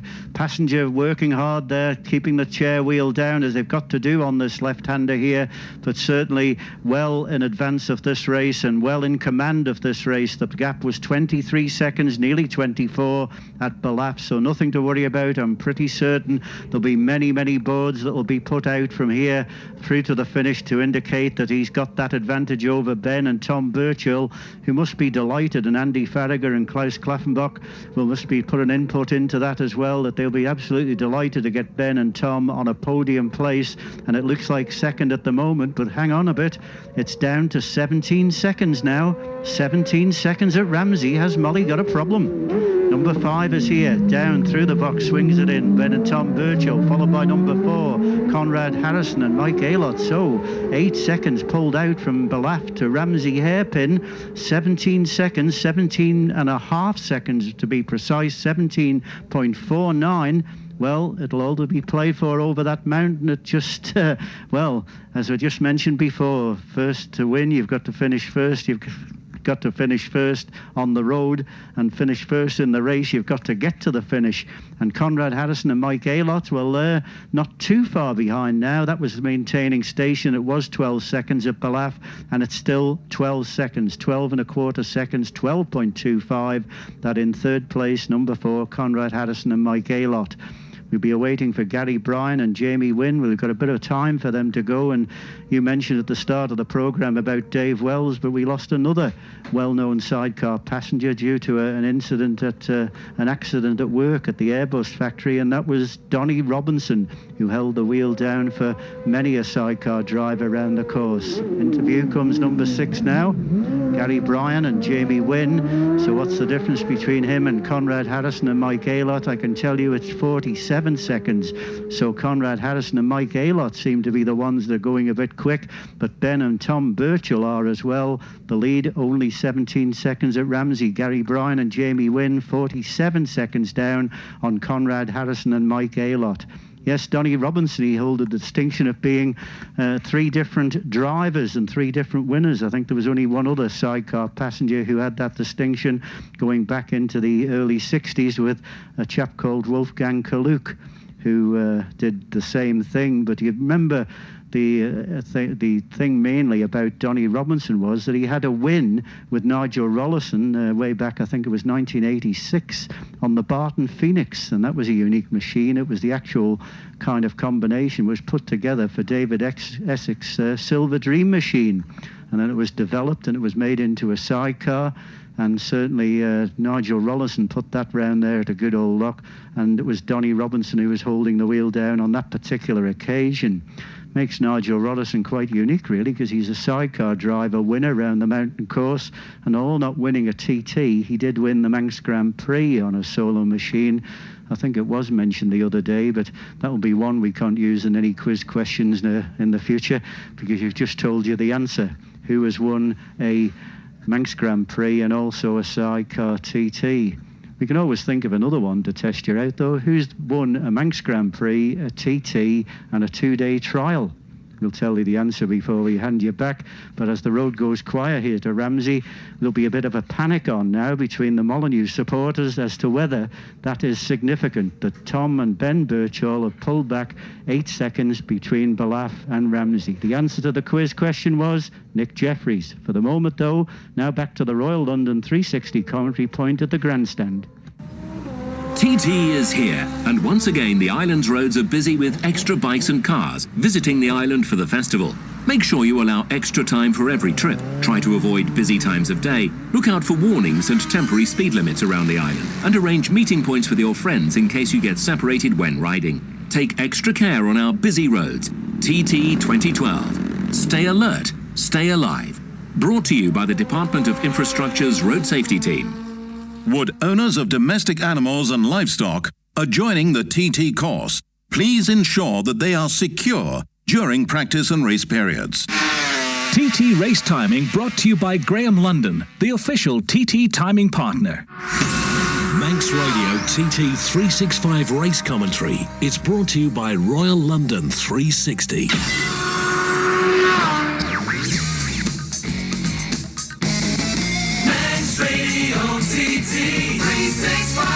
Well, the question was, were the Birchalls making serious inroads into Dave Molyneux and Patrick Ferrand? Has Molly got a problem? The answer would appear to be from the bungalow, no, because he has extended the lead now to 20 seconds. So there's been a response from Molly and Ferrand. The lead is back to 20 seconds, 20.7 seconds to be precise. Birchall and Birchall retaining a 14-second lead over the crew in third place, Conrad Harrison and Mike Aylott. So the question's been asked, and I think Molyneux has provided the answer, and he's now on the closing stage of the final lap of the first sidecar TT of 2012, and it would look as if the old gunslinger is very much back in town. A couple of other retirements. Dave Wallace, number 15, is a retirement at Signpost, and number 21, Tony Thurkel, has joined him there. He's a retirement at Signpost as well, so there may be a chance for them to pop into Martin Bullock's house and have a cup of tea and make a contribution to the helicopter fund. Great location that is for watching the racing action. I was up there the other day for a pleasant evening watching the practice up there. Good position overlooking the right-angled right-hander at Signpost. But now Cronknimona, our race leaders, Dave Molyneux and Patrick Ferrand. Patrick, who's already got a third place here at the TT. That was with Tim Reeves in 2008. In fact, he's also got a world championship under his belt with Tim Reeves as well. But he's been campaigning here with Dave Molyneux since 2010 when he took over in the chair from Gary Partridge. Dave and Patrick had to settle for second place on that occasion.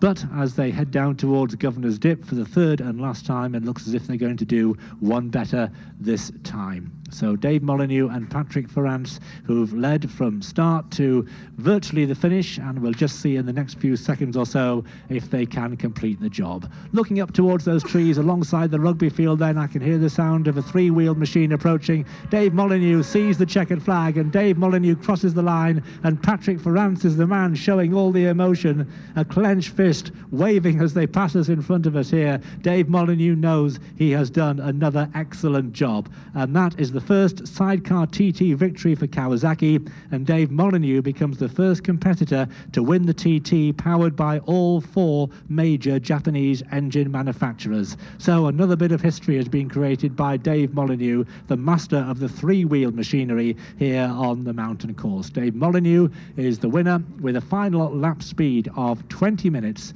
9.36, 112.314 miles an hour, and a race time of 1 hour, 0 minutes, 4.29 seconds, and a race average speed of 113.055 miles per hour. No impact on lap or race records, but I don't think Molyneux will care about that. He's already at the top of the return lane, turning into the winner's enclosure as the Birchalls cross the line, and this is a great performance by the boys, the former world champions. They're second place, and there's Conrad Harrison to take third, down to Chris Kinley. Joining Chris Kinley in just a second. Let me give you the final splits. It is Molyneux and Ferrance home by 22.3 seconds ahead of Ben and Tom Birchall, and the Birchalls 14.25 seconds ahead of Conrad Harrison and Mike Aylott. The Birchalls lap time 20 minutes 2.24, 112.979, 112.979. That is their fastest of the race. And Conrad Harrison 112.689, 112.689 for Conrad. That also his quickest of the race. Chris is there now.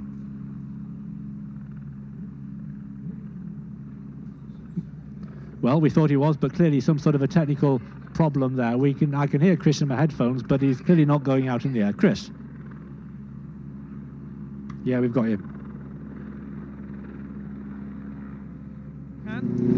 Where are we? There we are. We're here now. Hello.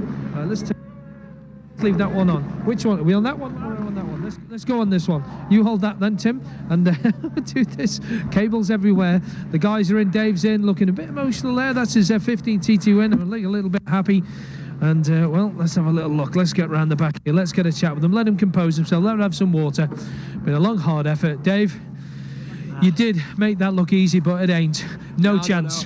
The old bones are pretty stiff. Tell us about it, Dave. No, I backed it off once I seen it, I think, somewhere around the 22nd board I had. I backed it off and it just got messy then, you know, and light fuel load, bouncing and my leg and my hip are just a bit worn out. So it's easy when you go full bore then than backing off? I sort of started singing it on a bit then, but it was revving so hard. These standard engines are a little bit more down on power, so you start off with it a little bit high geared. Second lap it's pretty perfect, and on the third lap it's singing its head off and hitting the rev limiter everywhere. But cracking, well done, Conrad. Thank you, Dave. It's a pleasure to be in place with you. I've never been in the same place as this fella. A legend. That's Conrad Harrison, and Dave gives him a kiss as well. So you were telling about the start of the race with the wind. Did it affect much, Dave, the wind? It was seriously windy. I can tell when the side of my fairing blows in onto my left hand. You know you've got a headwind pretty strong there. And it seemed to be a lot out around the Kurt Michael Bagaro area. It was struggling to pull there, and I thought, don't tell me it's tightening up or something. But no, Dave Hagan did a great job on the engine, it just sang, you know, great. And all the boys, the whole team, my brother Graham fronted it all, and excellent. How did that feel, 15? Pretty good. For a Manx fella. Aye. Good. An old Manx fella. She's never. Good man, Dave. Well done. Pat, let's get to you there. Another TT win. All the kids are here. The missus is here. Full job? Yeah, proper job. I mean, I came here 10 years ago when I was 17 to do my first. And you saw Dave up at the front of the grid, and he's always been a hero of mine. And to be able to get a TT win with him is brilliant. And Conrad coming up then as well. And Conrad said when he didn't actually start racing, he was telling me before the race, Conrad, he actually started racing after Dave won his first TT in '89. Yeah, I was only 5 years old, so. How does it feel? Oh, another win for you. How many's that you've got now? That's my first. That is your first one, isn't it? Wow, I can't believe that. You've been in here a few times, but you've never gone on top. I've had a few podiums, but never on that top step. I'd like to thank the whole team. I mean, Graham, everybody just brilliant. The whole team, my family, Kate, my 2 boys, everybody. It's fantastic. Thank you. Dave was saying out of Kurt Michael around that side, the other side of the circuit, the west side, it's very windy. Yeah, you could feel it. It was like trying to, through the left-handers, like I was over the mountain, I felt he was trying to pick the chair wheel up into the 32nd and 33rd there.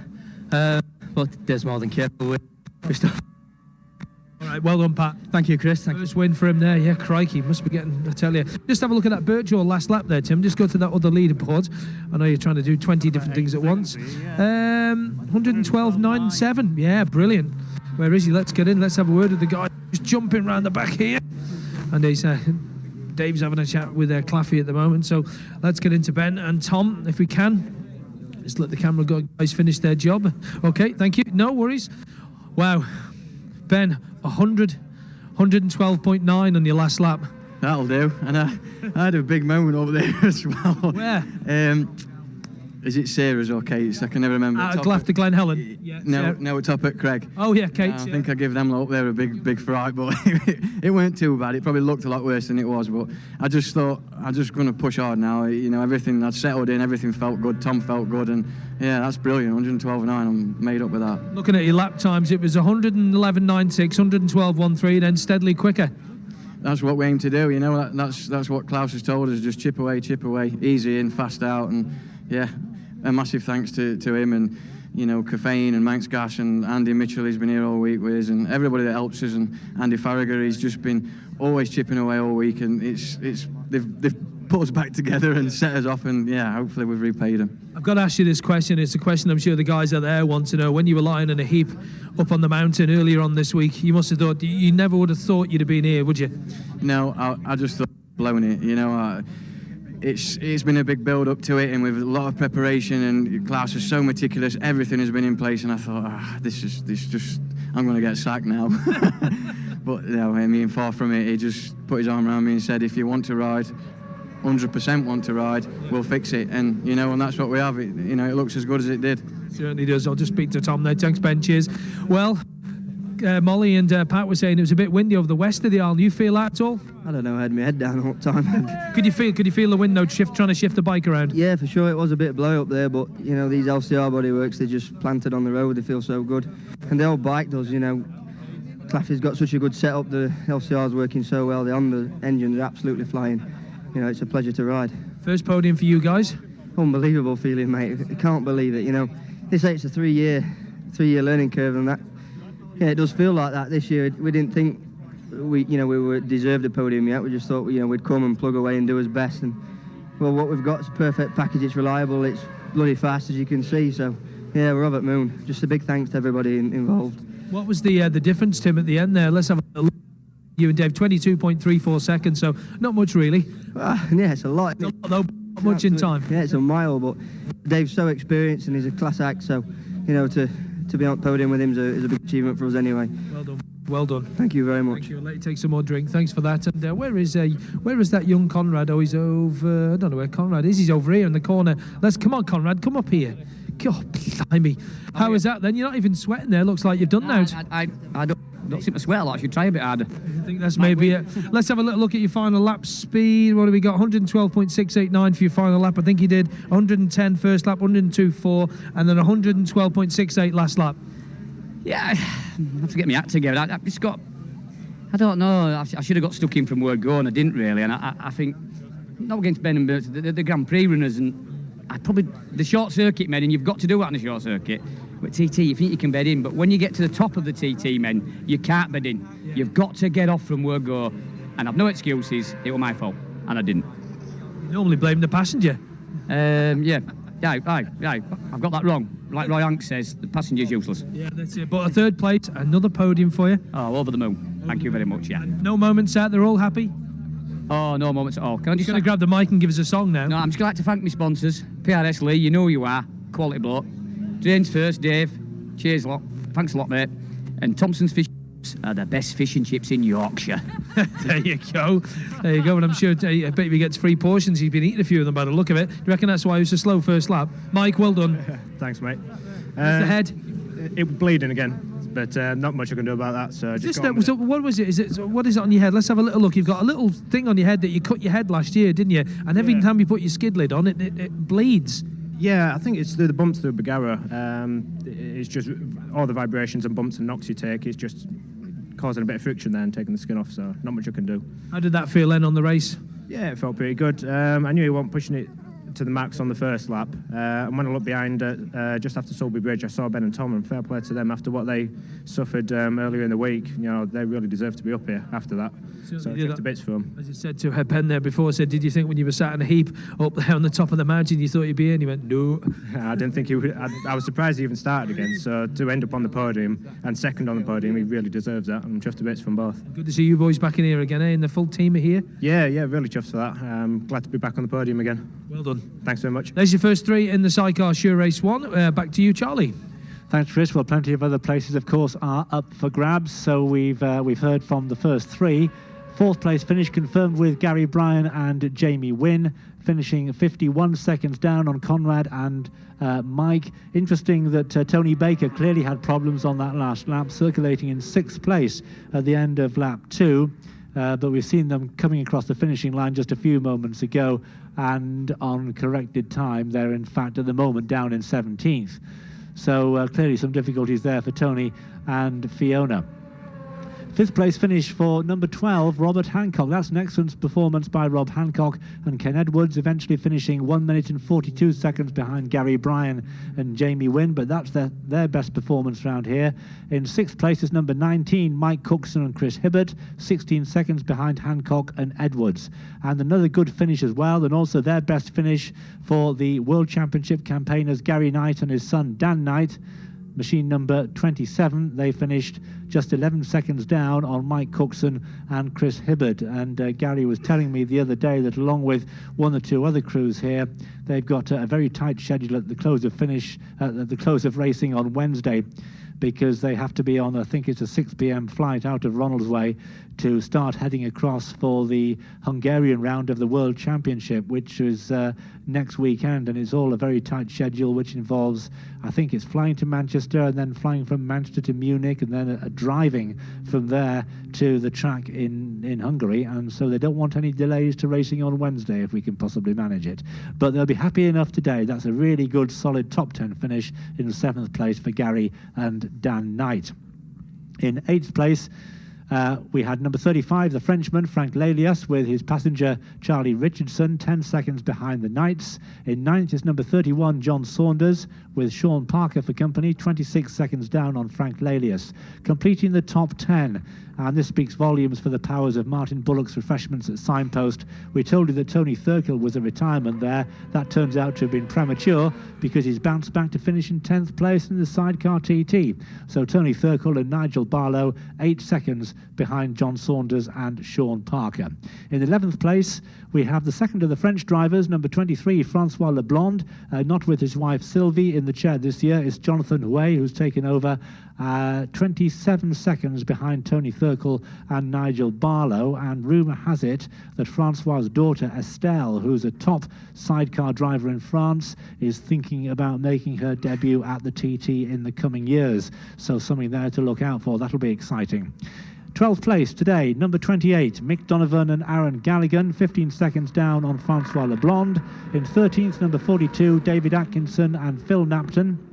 Phil, the brother of the more experienced sidecar campaigner Paul Napton. They were just under a second behind Mick Donovan and Aaron Galligan. Then in 14th place, we have Doug Wright. Doug Wright, who another of those who performed the second coming today.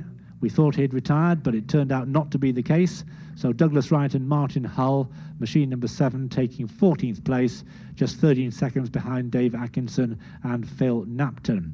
15th, we have number 11, Gordon Shand and Stuart Clark, 0.75 of a second behind Douglas Wright and Martin Hull.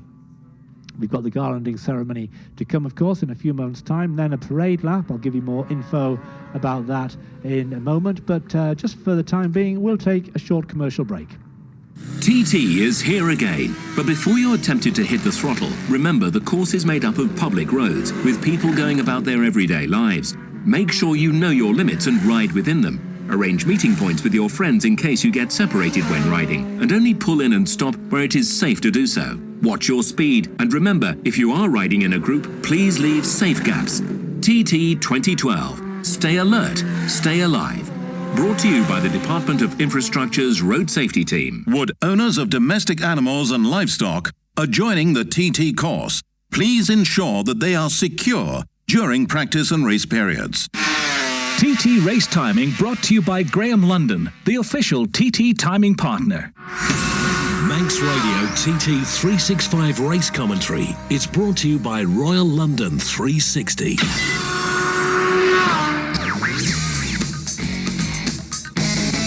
Manx Radio TT365. 16th place going to number 37, Andy King and Kenny Cole. In 17th, it was Tony Baker and Fiona Baker-Milligan, machine number 13, so clear problems there. 18th, number 20, Wayne Lockie and Owen Clements. 19th, number 32, Nicholas Dukes and William Morley. And in 20th, number 36, Brian Alflat and Heath Lane, completing the top 20. 21st, at 43, Pete Alton, the long-term sidecar passenger, now turned driver, with Keith Brotherton doing the duties in the chair for him at 21. And we'll give you some more of those final placings in a few moments' time. Let's get up to date, though, with those details in German and in French, starting with Mavis. Merci Charlie. À la fin de la course sidecar numéro 1, en tête, le numéro 1, encore une fois, Dave Molyneux et Pat Burns, en 1 heure, 0 minutes, 0,4 secondes, avec une vitesse moyenne de 180,8 km par heure. En deuxième position, numéro 5, les frères Ben et Tom Birchall, en 1 heure, 0 minutes, 26 secondes, avec une vitesse moyenne de 179,7 km par heure. Et en troisième position, le numéro 4, Conrad Harrison et Mike Aylott, 1 heure, 0 minutes, 40,8 secondes, avec une vitesse moyenne de 199 km par heure. Heike. Dankeschön. Und ohne großes Überraschungsgefühl liegt an erster Position und damit auf dem ersten höchsten Treppchen Dave Molyneux und Patrick Ferrans mit einer Rennzeit von 1 Stunde 4,2 Sekunden. Das ist eine Durchschnittsgeschwindigkeit von 180,8 km/h auf der Kawasaki. Das ist nunmehr das vierte Gespann, das Dave Molyneux, das vierte japanische Gespann, das er zum Sieg geführt hat. Ein Befriedigungsgefühl hoffentlich bei den Zweitplatzierten, nämlich den Gebrüdern Birchall, Ben und Tom, mit dem Koffein Racing Team von Cluffy, einer Geschwindigkeit von 179,77 km/h und die Rennzeit betrug 1 Stunde 26,6 Sekunden. Sie haben fleißig gestern noch an dem Maschinchen geschraubt. Es hat sich offensichtlich bezahlt gemacht und der dritte Platz geht an das Gespann Conrad Harrison, Mike Aylott mit einer Rennzeit von 1 Stunde 40,8 Sekunden. Und damit zurück an Charlie. A lot of happy faces down there in pit lane getting ready for this garlanding ceremony, which will be going ahead in a few moments' time. In fact, the scouts are on their way up to the top of the podium now, taking the Union flag and the Isle of Man flag as well very carefully up there. So we'll be going ahead with that just as soon as we get the all clear. In fact, I think we can go now with the fanfare.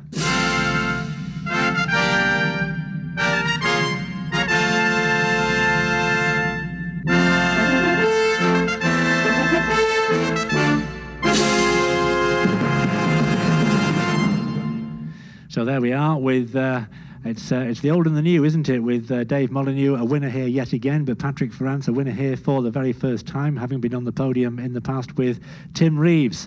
So the TT Sidecar Race A, sponsored by Shaw, in third place from England with a Shelbourne Honda. It's Conrad Harrison and Mike Aylott. And that's the third consecutive podium for Conrad and Mike, so they're really getting to enjoy themselves around the mountain course here.